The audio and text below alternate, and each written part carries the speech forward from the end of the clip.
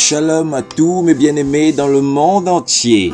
Je suis dans une grande joie encore aujourd'hui de pouvoir partager avec vous, tous ensemble, quelques éclaircissements de l'évangile magnifique de notre Seigneur, le roi des rois, le créateur de toutes choses, celui qui remplit tout en tous. Alléluia. Amen.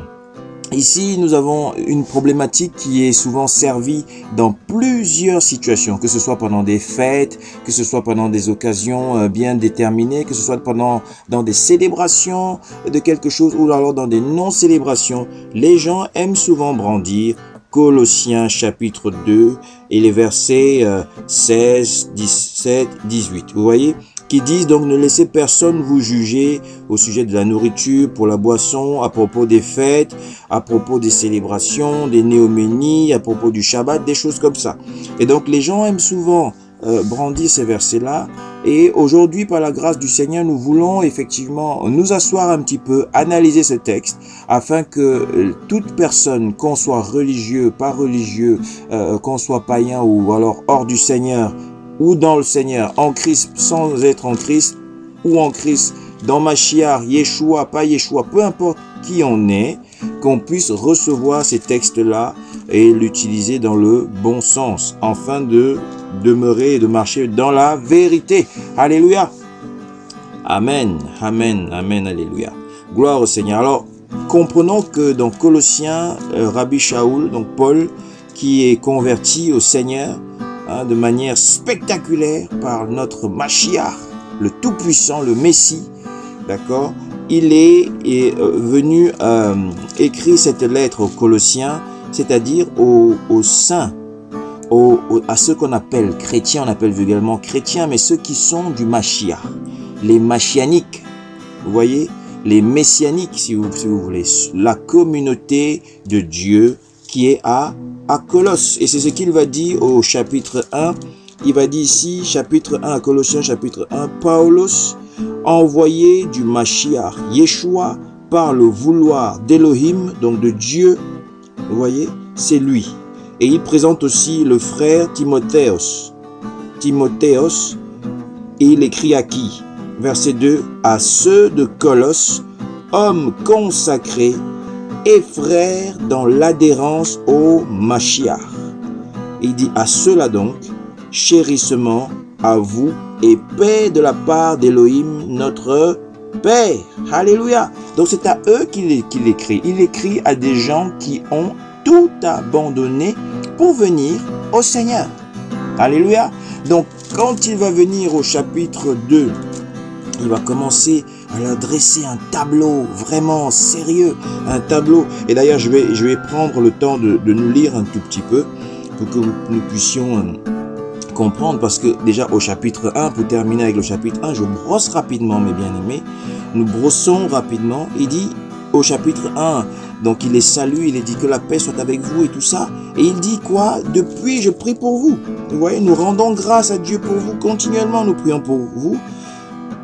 Et il dit qu'au verset 9 par exemple, le verset 9, pour cela aussi, depuis le jour où nous l'avons entendu, parce qu'ils ont reçu des nouvelles, nous ne cessons de prier pour vous, de demander que vous soyez comblés, vous voyez, par la pleine pénétration de son vouloir, c'est-à-dire le vouloir de Dieu, de la volonté de Dieu, en toute sagesse et compréhension du souffle, c'est-à-dire de l'esprit, pour marcher de manière digne du Seigneur, en toute complaisance, fructifiant et croissant dans la pleine pénétration de Dieu, d'Elohim. Vous voyez? Donc il y a cette bénédiction, cette volonté profonde de Paul par rapport à cette communauté du Seigneur qui était à Colosse. Et donc au chapitre 2, il vient effectivement, il commence à expliquer, je veux que vous sachiez quel est le combat que je mène pour vous, il est grand, vous voyez, et ceux de Laodicée aussi. Donc il leur explique des choses, donc je brosse rapidement mes bien-aimés, et il leur dit après à un moment donné, comme au verset 6, comme vous avez reçu le Mashiach Yeshua, Donc il n'est pas en train de parler ici à des gens qui sont dans l'ancien, des gens qui sont dans la loi, qui sont dans Moshe, vous voyez, dans la loi, tout ça, dans la Torah.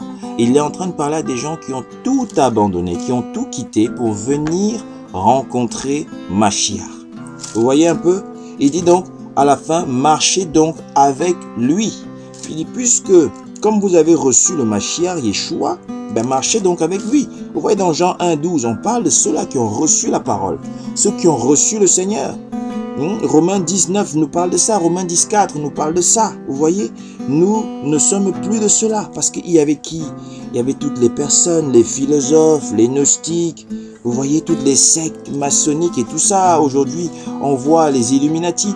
Comprenons que la parole de Dieu est comme une prophétie qui trouve donc son accomplissement partiel dans les différents temps dans lesquels nous passons, nous traversons.